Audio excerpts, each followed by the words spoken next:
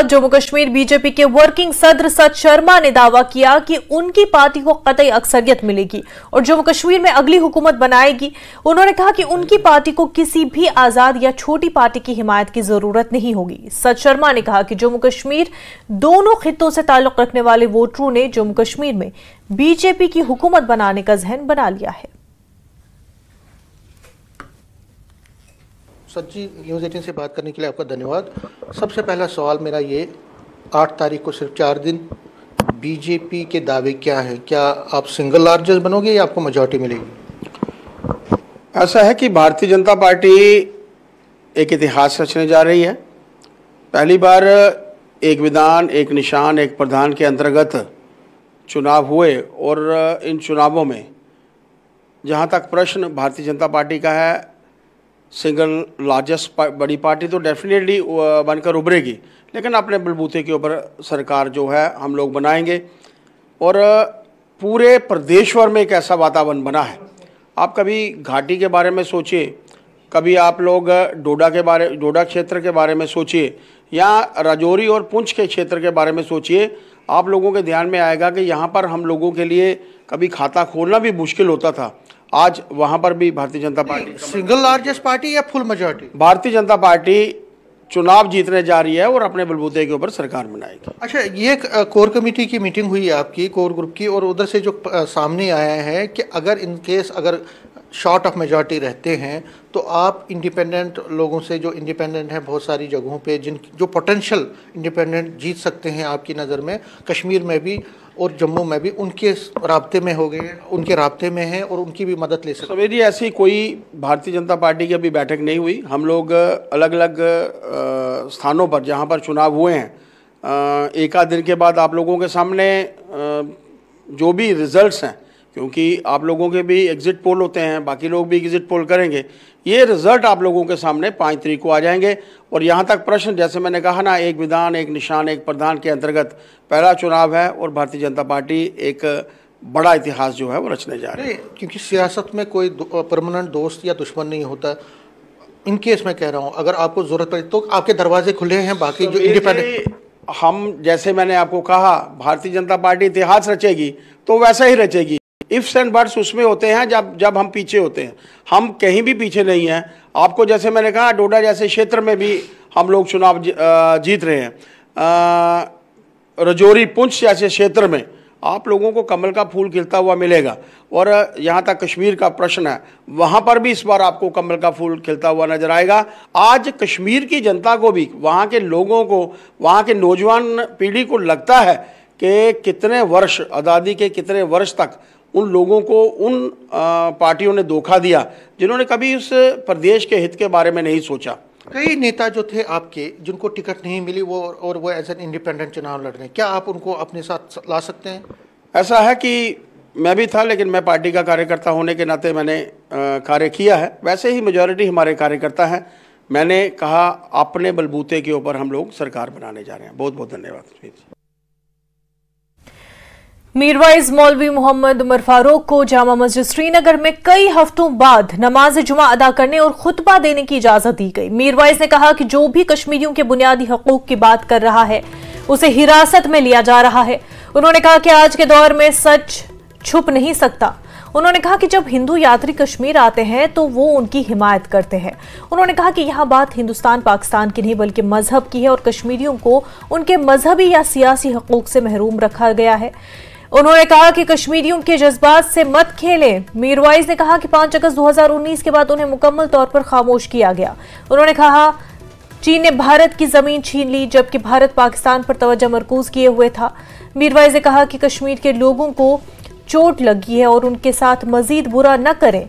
उनको ज्यादा तकलीफ देने के बजाय उनका साथ दें और उन्हें तसल्ली दें। मीरवाइज ने कहा कि वो नहीं चाहते कि हमारे नौजवान बंदूक उठाए। जम्मू कश्मीर तनाज़े की हालत में है और लिहाजा वो मरकजी हुकूमत से दरखास्त करते हैं कि वो इस मसले को बातचीत के जरिए हल करे। उन्होंने कहा कि 2 कौमों के दरमियान जंगबंदी हो चुकी है, लेकिन वो नहीं जानते कि जंग के बादल कब मंडलाएंगे। उन्होंने कहा कि असेंबली के हकूक बिल्कुल छीन लिए गए हैं। मीरवाइज ने कहा कि मरकज ने अवाम दुश्मन कवानीन लाकर हमारी तौहीन की। इन इंतखाबात से कश्मीर का मसला हल नहीं होगा। मीरवाइज ने कहा कि इसराइल गुज़िश्ता 70 सालों से फिलिस्तीन को खत्म करने की कोशिश कर रहा है। इसराइल के हाथों फिलिस्तीन में हजारों लोग मारे जा रहे हैं। जब तक उन लोगों को उनके हुकूक नहीं मिलेंगे, मसला हल नहीं होगा। उन्होंने कहा कि वो फिलिस्तीनी अवाम के साथ अपनी यकजहती का इजहार करते हैं।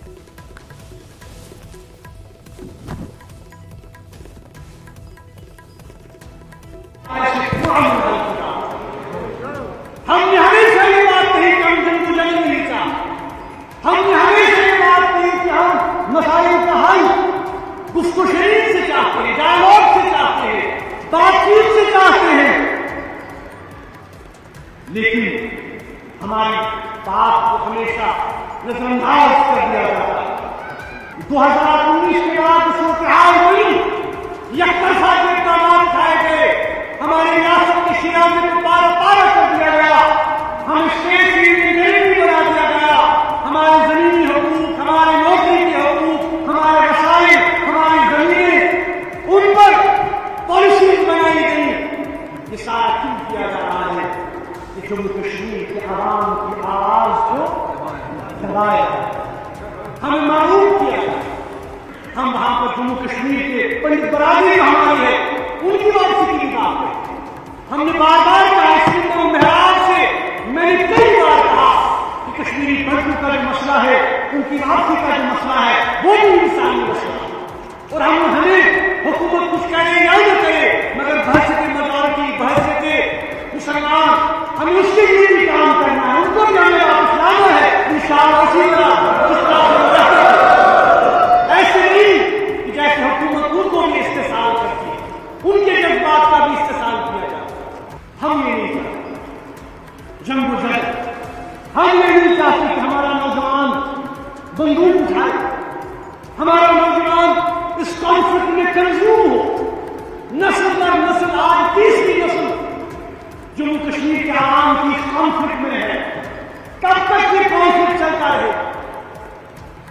मैं हुकूमत हिंदुस्तान से कहना चाहता हूं कि एकतरफा यूनिलैटरल जो डिसीजन आपने उठाया और आपने कहते हैं कि मसला हल हो गया, ये हकीकत नहीं है। मसला हल नहीं हुआ, मसला अपनी जगह बाकी है। इसीलिए हम चाहते हैं, बार बार कहते हैं कि एक ही तरीका है इस मसले को हल करने का, वो ये है कि हमें बातचीत के जरिए, डायलॉग के जरिए इस मामले को हल करना है। श्रीनगर शहर और मुल्हिका इलाकों, बिलखसूस वादी कश्मीर के शिया आबादी वाले इलाकों में आज नमाज जुम्मा के बाद एहतजाजी मुजाहरे हुए। हिजबुल्लाह के सेक्रेटरी जनरल हसन नसरुल्लाह की हलाकत के खिलाफ बड़े पैमाने पर मुजाहरे देखने में आए। लोगों ने इसराइल और अमरीका के खिलाफ नारेबाजी की।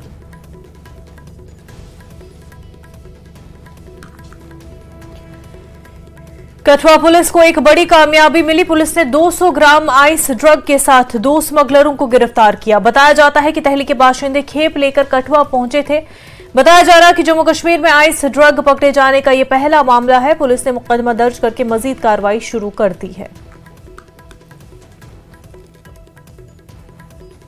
जूझ रहे जम्मू कश्मीर के बीच एक और चिंताजनक खबर सामने आई है। जी हाँ, आपको बता दें कि कठुआ पुलिस को एक बड़ी कामयाबी मिली है, जिसमें बता दें तो 2 ड्रग तस्करों को पुलिस ने पकड़ा है, जिनके कब्जे से आइस ड्रग पकड़ी गई है। जी अपनी तरह का एक पहला मामला है। जी हाँ, आपको बता दें कि ये मिथाफिटामाइन जो है ये 200 ग्राम के करीब उन 2 तस्करों के करीब से पकड़ा गया और ये कठुआ के पार्लिवंड इलाके का मामला है। यहाँ पर पुलिस ने 2 ड्रग तस्करों को दबोचा है, जिनके कब्जे से 200 ग्राम के करीब मिथाफिटामाइन पकड़ा गया। और आपको बता दें कि ये बेहद खतरनाक ये ड्रग माना जा रहा है। और आपको बता दें कि ये हीरोइन और चिट्टे से भी कहीं ज़्यादा खतरनाक है। जिस तरह से जम्मू कश्मीर में कहीं ना कहीं नार्को टेररिज्म फैला हुआ है, तो उसके साथ साथ इसी बीच इस तरह का मामला सामने आना बेहद चिंताजनक बताया जा रहा। हालांकि एक राहत की खबर ये सामने आ रही है कि कठुआ पुलिस ने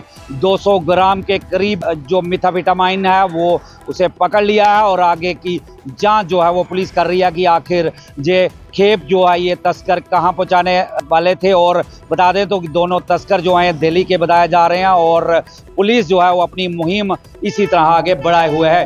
न्यूज़ 18 जम्मू कश्मीर के लिए कठुआ से चरणजीत सिंह। पुंछ में लड़कियों के 14 साल और 19 साल की उम्र के ग्रुप में inter district UT level hockey मुकाबलों का इफ्तिताह किया गया और district youth services and sports department की जानिब से पुंछ के बॉयज हायर सेकेंडरी स्कूल में वाक़ ऑस्ट्रो टर्फ हॉकी ग्राउंड में हॉकी मुकाबलों की इफ्तिताही तकरीब का इनेकाद किया गया और इसमें जम्मू और कश्मीर डिवीजन की 5 टीमें हिस्सा ले रही हैं। इफ्तिताही तकरीब में खिलाड़ियों, महकमे के मुलाजमीन और खेल से मोहब्बत करने वालों की बड़ी तादाद ने शिरकत की। इफ्तिताही तकरीब की सदारत district youth services and sports officer ने की, जबकि SP ऑपरेशन सचिन गुप्ता मेहमान खसूसी थे। इनॉग्रेशन किया गया है। मैं बहुत बधाई देता हूँ डिपार्टमेंट को और यहाँ पे डिफरेंट टीम्स जो आई हैं UT JNK से, अलग अलग डिस्ट्रिक्ट से, उनको भी मैं बधाई देता हूँ और शुभकामनाएं देता हूँ कि वो लोग यहाँ आए और यहाँ पे हॉकी का टूर्नामेंट होगा। My best wishes after that. हम श्रीनगर से आए हैं। पुंछ में हमारा पहला मैच है और इंशाल्लाह हम ये उम्मीद रखते हैं कि यहाँ से हम जीत के जाए, नेशनल्स के लिए जाए। डिपार्टमेंट का शुक्रिया अदा करते हैं कि यहाँ तक उन्होंने हमें लाया। Thank you so much. कैसा लगा पुंछ में? बहुत अच्छा लगा यहाँ पे। बॉर्डर सिक्योरिटी फोर्स ने राजौरी कस्बे में सफाई मुहिम चलाई। 79 बटालियन के BSF एहलकारों ने राजौरी शहर के सिलानी पुल इलाके में नए बस स्टैंड पर यह मुहिम चलाई है। BSF के एहलकारों ने स्वच्छ भारत अभियान के पैगाम के साथ इलाके की सफाई की और लोगों को साफ और सरसब्ज हिंदुस्तान के लिए अपने इर्द गिर्द के माहौल में सफाई सुथराई को यकीनी बनाने के लिए आगाह किया। हमें मिलजुल कर, और चाहे वो अपना घर हो, गली हो, स्कूल हो, मोहल्ला हो, हम सब नागरिकों को मिलकर आगे आना चाहिए और साफ सफाई में योगदान देना चाहिए, क्योंकि भारत स्वच्छ रहेगा, हम स्वच्छ रहेंगे और भारत विकास की तरफ बढ़ेगा। प्रयास रहेगा कि जहाँ पर हमारी सीमा सुरक्षा बल है, गांव में भी जाकर हम इस तरह से प्रचार करेंगे ताकि जो गांव के लोग हैं वो भी जागरूक रहें और अपना योगदान दें। जिला रियासी के कटरा के छोटे गांवों पंथल से ताल्लुक रखने वाले 5 मुस्लिम खानदान मोहब्बत और अमन के बीज बो रहे हैं। वो हिंदू और मुसलमानों के दरमियान इत्तेहाद का हकीकी चेहरा दिखा रहे हैं। वो उधमपुर जिला और इसके आसपास हिंदू मंदिरों के लिए फूल उगाते और माला बुन रहे हैं।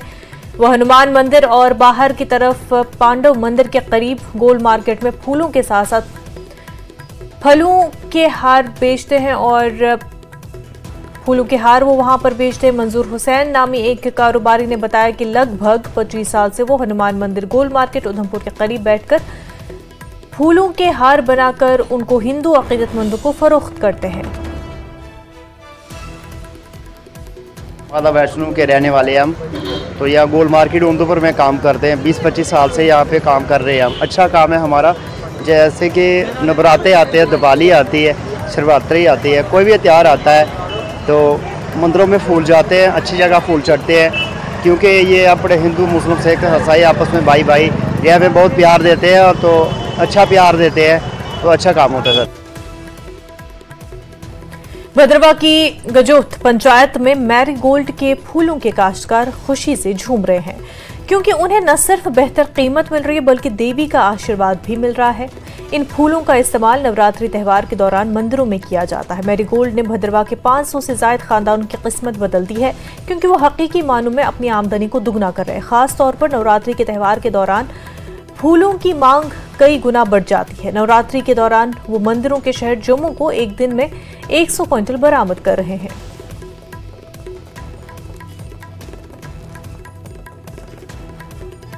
तो हम फूल देना शुरू करते हैं, ऐसे कि हम पहले भी देते हैं फूल, तो मतलब जो पहले होता है हमें बेनिफिट कम मिलता है। जैसे नवरात्रे आते हैं हमें बेनिफिट बहुत ज़्यादा मिलता है, उससे डबल मिलता है बेनिफिट। जैसे कि नवरात्र आ गए हैं तो हमें बेनिफिट उससे भी डबल मिल रहे हैं। तो हम जैसे मैं स्टडी करता हूँ तो मेरा बोलने का मतलब जैसे कि मेरे को टाइम फ्री होता है, जब स्टडी करने के बाद फ्री टाइम होता है तो हम मतलब मैं अपने यहाँ खेतों में आता हूँ तो चेक करता हूँ कहीं कीड़े ने काट लिया, कहीं कुछ कर दिया है, तो मैं चेक करता हूँ। ऐसे कि हम फूल बहुत लगाते हैं। हमारे यहाँ पे अप्रैल से ही ये काम शुरू होता है, लेकिन हमें लोगों को इंतज़ार रहता है नवरात्रि का, क्योंकि नवरात्रि में जो है फूलों की काफ़ी कंजम्पशन जो है, जम्मू में पूजा पाठ और काफ़ी फंक्शन होते हैं, तो उसमें एक तो रेट भी काफ़ी मिलता है, तो इसीलिए हमें काफ़ी इंतज़ार रहता है कि हमारे कब नवरात्रे आने का हमारा जो ये फूल जो है वो मंडी में पहुँचे। तो इससे दो ही खुशी हमें होती है, एक तो हम लोग यहाँ पे फूल लगाते हैं और हमारा माता के चरणों में जो चढ़ता है नवरात्रे में, एक तो हमारी इनकम बनती है और दूसरा हमें माता का आशीर्वाद है और हमारे यहाँ पे काफ़ी ये जो है यह इलाका हमारा जो पूरा खुद कफील हो गया है इन फूलों की खेती की वजह से। तो हमें यही खुशी रहती है कि कब नवरात्रि आए और हमारा फूल जो है वो माता के चरणों में चढ़े। हम मक्की लगाते थे पहले, तो हमें कोई बेनिफिट नहीं था उसमें, तो हमारा गुजारा होता नहीं था मक्की से, तो पैसा नहीं होता था हमारे पास। तो जब से हमने ये फूल लगाने शुरू करिए उस टाइम से बाद हमें बहुत बेनिफिट हो रहा है। और यही फूल जम्मू में नहीं होता है, कहीं नहीं होता है आजकल, तो हमारे बतरवा गाजोट से फूल जा रहा है, तो इसमें हमें भी फ़ायदा है, कुछ पैसा मिल रहा है, तो हमें भी उसमें बेनिफिट हो रहा है। तो ये फूल माता के चरणों में चढ़ रहा है, तो माता का भी शुक्रिया कि उसमें उसका भी बहुत एक किस्म का माता के चरणों में चढ़ रहा था, हमें उसका भी फ़ायदा है। उसके बाद फिर हमें ये है कि चलो जी हमें भी पैसा बन जाता है, हमें भी कुछ मदद हो जाती है। वक्त हो गया एक छोटे से ब्रेक का, जल्द होंगे हाजिर।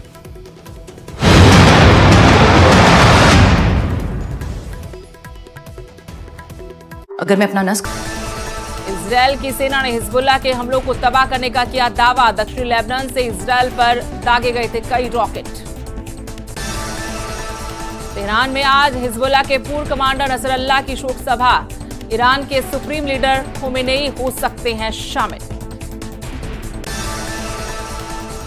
बाइडेन ने ईरान के तेल ठिकानों पर हमले के दिए संकेत। का इजराइल के निशाने पर हैं तेल ठिकानों के साथ ही मिसाइल लॉन्च सेंटर भी।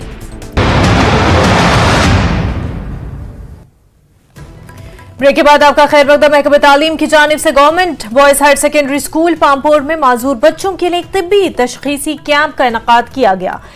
कैंप में chief education officer Pulwama Abdul Qayyum Nadvi ने बतौर मेहमान ख़ुसूसी शिरकत की और इस असेसमेंट कैंप में बच्चों की तिब्बी जांच की गई।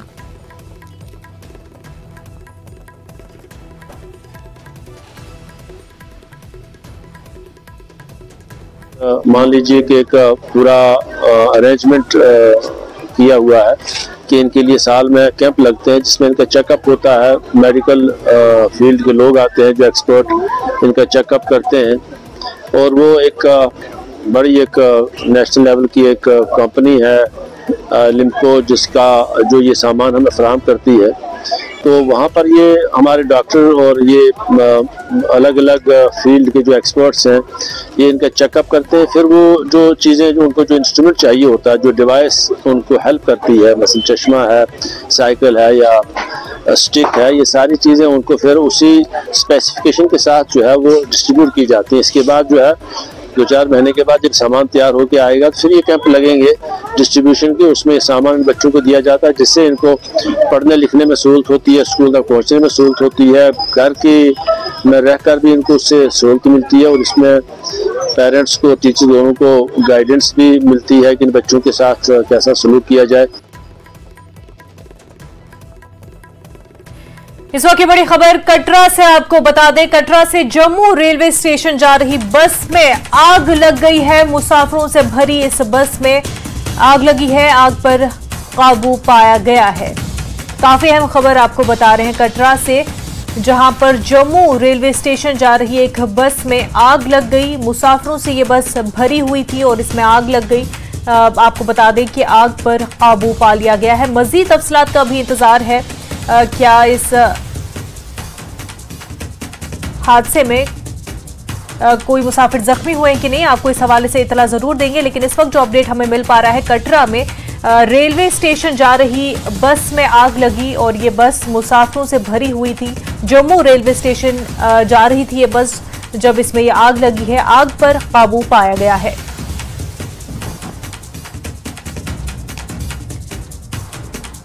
बस में कितने मुसाफिर सवार थे और इस हवाले से भी आपको जरूर जानकारी देंगे। लेकिन अभी तक जो अपडेट मिल पा रहा है, कटरा में जम्मू रेलवे स्टेशन जा रही बस में आग लग गई है। आप तस्वीरें आपके टीवी स्क्रीन पर देख रहे हैं, ये वही बस है जिसमें आग लगी है और तुरंत रफ्तार से वहां पर फायर एंड सर्विसेज भी पहुंच गए। फायर इमरजेंसी सर्विसेज के एहलकार वहां पहुंचे और बरवक्त कार्रवाई करते हुए आग पर काबू पा लिया गया। ये तस्वीर आप टीवी स्क्रीन पर कटरा से देख रहे हैं। ये बस जम्मू रेलवे स्टेशन जा रही थी जब इसमें आग लगी। मुसाफिरों से भरी ये बस थी, लेकिन फायर इमरजेंसी सर्विसेज अमला वहां पर मौके पर पहुंचे और आग पर काबू पा लिया गया। मुसाफिरों के हवाले से अपडेट आना अभी बाकी है, लेकिन तस्वीरें आपकी टीवी स्क्रीन पर कटरा से, जहां पर कटरा से जम्मू रेलवे स्टेशन जा रही बस में आग लग गई। आप देख सकते हैं कितनी भयानक ये आग, पूरी बस जो है वो झुलस गई है, लेकिन फायर ब्रिगेड अमले ने इस आग पर काबू पा लिया है। और आज ही पैदल चलते हैं, लेकिन रोड होने के बावजूद इसलिए ये गुजारिश है कि रोड को मुकम्मल किया जाए। हमको जो बीमार हो जाता है उठाना पड़ता है, रात के अंधेरे में हम जाते हैं नीचे, यहाँ कोई वसाइल नहीं होता गाड़ी के चलने। गाड़ी तो है, रोड नहीं है। हमारी ज़मीनें भी कट गई, हमारे मकान भी यहाँ से उखाड़ दिया रोड वालों ने, लेकिन रोड तो नहीं बनी। इसलिए हमारी ये रिक्वेस्ट है, हमारी रोड पे खर्चा करके इस रोड को अच्छा बनाया जाए। परेशानी सब बहुत है इधर, परेशानी सबसे पहले तो रोड की है, बाकी ये सड़क ना हाल देखो, सड़क ना हालात ही कोई नहीं है थे कोई। तो कटरा के हवाले से आपको ये खबर बता रहे हैं, टीवी स्क्रीन पर जो तस्वीर आप देख रहे हैं, ये बस कटरा से जम्मू रेलवे स्टेशन जा रही थी जब इसमें आग लग गई। मुसाफिरों से भरी ये बस थी, लेकिन फायर एंड इमरजेंसी सर्विस अमले ने आग पर काबू पा लिया है।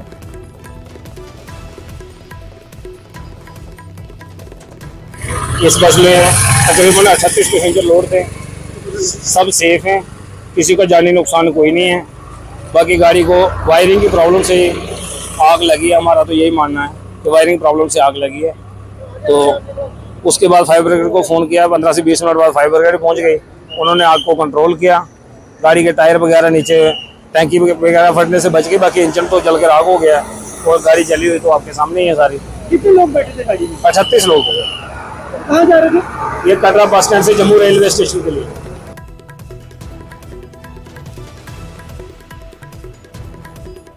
तो आपको बता दें कि तस्वीरें देख रहे हैं आपकी किस तरह से रास्ते में इस बस में आग लगी, भयानक आग लगी है इस बस में। आप तस्वीरों में देख सकते हैं, ख़ास तौर पर ये एक्सक्लूसिव तस्वीरें हम आपको कटरा से दिखा रहे हैं, जब इस मुसाफिर बस में आग लग गई और ये बस जो है कटरा से जम्मू रेलवे स्टेशन जा रही थी। लेकिन आपको बता दें कि आग पर काबू पा लिया गया है।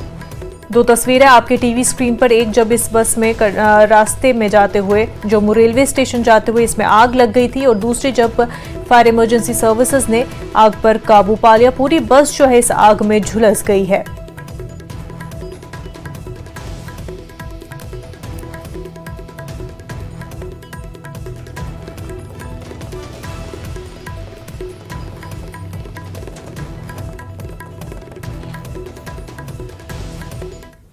आगे बढ़ते हैं, जिला पुंछ की तहसील मंडी के एक दूर उफ्तादा गांव हारी बुढ़ा के देहात के लिए बनाई गई सड़क का तामीराती काम मुकम्मल न होने की वजह से लोग पैदल चलने पर मजबूर है। गांव वालों का इल्जाम है कि पहले भी सड़कें न होने पर वो गांव से बाहर जाने के लिए कई किलोमीटर पैदल जाते थे।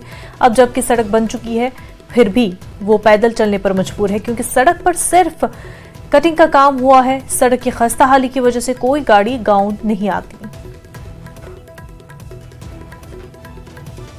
पहले भी हम पैदल चलते थे और आज भी पैदल चलते हैं, लेकिन रोड होने के बावजूद इसलिए ये गुजारिश है कि रोड को मुकम्मल किया जाए। हमको जो बीमार हो जाता है उठाना पड़ता है, रात के अंधेरे में हम जाते हैं नीचे, यहाँ कोई वसाइल नहीं होता गाड़ी के चलने। गाड़ी तो है, रोड नहीं है। हमारी ज़मीनें भी कट गई, हमारे मकान भी यहाँ से उखाड़ दिया रोड वालों ने, लेकिन रोड तो नहीं बनी। इसलिए हमारी ये रिक्वेस्ट है, हमारी रोड पे खर्चा करके इस रोड को अच्छा बनाया जाए। परेशानी सब बहुत है इधर, परेशानी सबसे पहले तो रोड की है, बाकी ये सड़क ना हाल देखो, सड़क ना हालात ही कोई नहीं है थे। कोई बीमार हो जाना, वो मौत के करीब जा रहा ना, असा उठाने वाला बंदा कोई नहीं लगता, गड्डी ने कोई जगाड़ ही नहीं। और सब दे मेहनत से रोड नहीं जरूरत होनी है। गवर्नमेंट को यही चाहने हैं कि असा गवर्नमेंट कोई अच्छा काम देवे, कोई रोड अच्छी बना देवे, पुलिस ही ला देवे। परेशानी क्या है कि ना रोड खास ना पुल, बहुत बड़ी परेशानी है। बच्चा मदरसा में जी, स्कूलों में जी, बहुत बड़ी परेशानी है। पूरा हरिपुरा गिरान। तो जब कोई बीमार हो क्या करें फिर? बचा लेगी ना, और क्या करेंगे? क्या क्या तो अस्पताल में लेगी। परेशानी है, बहुत बड़ी सख्त परेशानी है। बड़गाम में आज एक मरतबा फिर Hezbollah leader Sayyed Hassan Nasrallah लबनान और फिलिस्तीनियों की हिमायत में एहतजाज हुआ। नमाज जुमा के बाद लोगों ने इमाम बारगाह बड़गाम के बाहर एहतजाज किया और इस दौरान आगा सईद हसन ने कहा कि ईरान और हिजबुल्लाह की जंग इसराइल के खिलाफ नहीं बल्कि इसराइली जुल्म के खिलाफ है। जो इसराइल, फिलिस्तीन और लेबनान पर कर रहा है। आगा ने कहा कि सईद हसन नसरुल्लाह कब्ल अव्वल की आज़ादी और फिलिस्तीनियों के हक के साथ खड़े थे, मगर आज दुनिया उन्हें दूसरा रंग दे रही है। उन्होंने कहा कि जिस तरह महात्मा गांधी ने मुल्क की आज़ादी के लिए काम किया था, उसी तरह हिजबुल्लाह और ईरान कब्ल अव्वल की आज़ादी और फिलिस्तीनियों की हिमायत में है।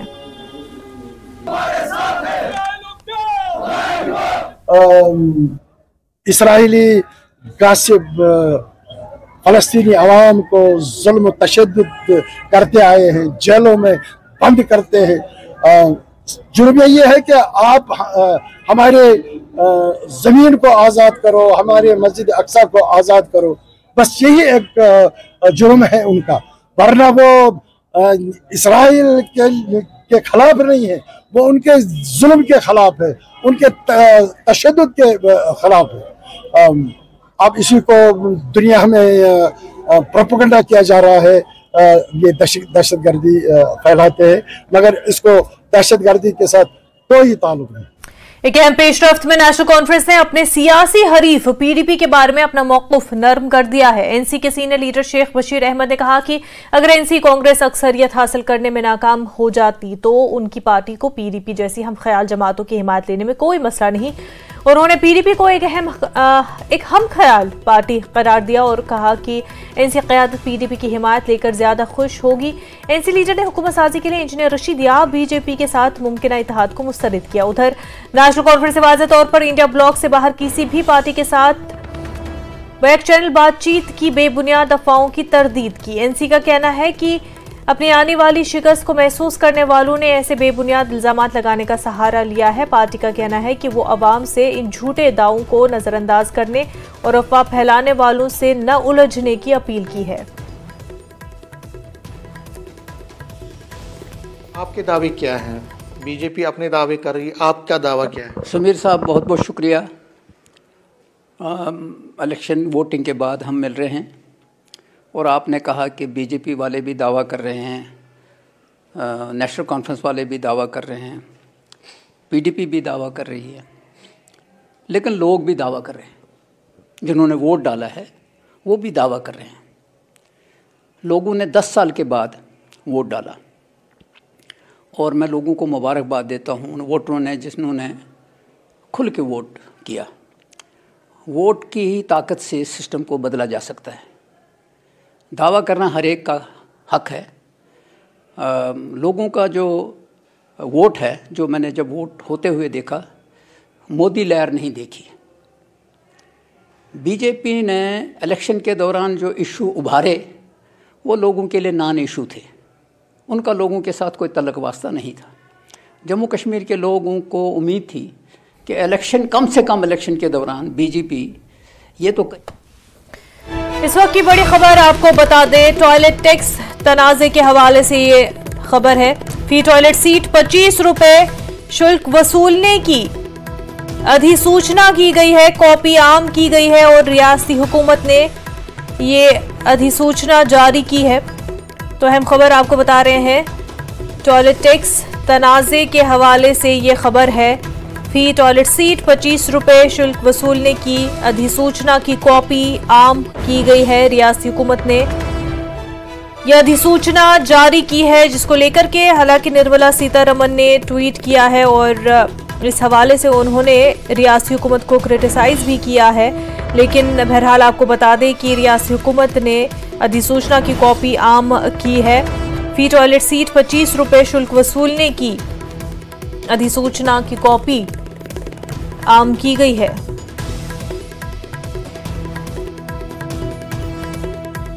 तो आपको एक बार फिर बता दें कि टॉयलेट टैक्स तनाज़ा शुरू हो चुका है।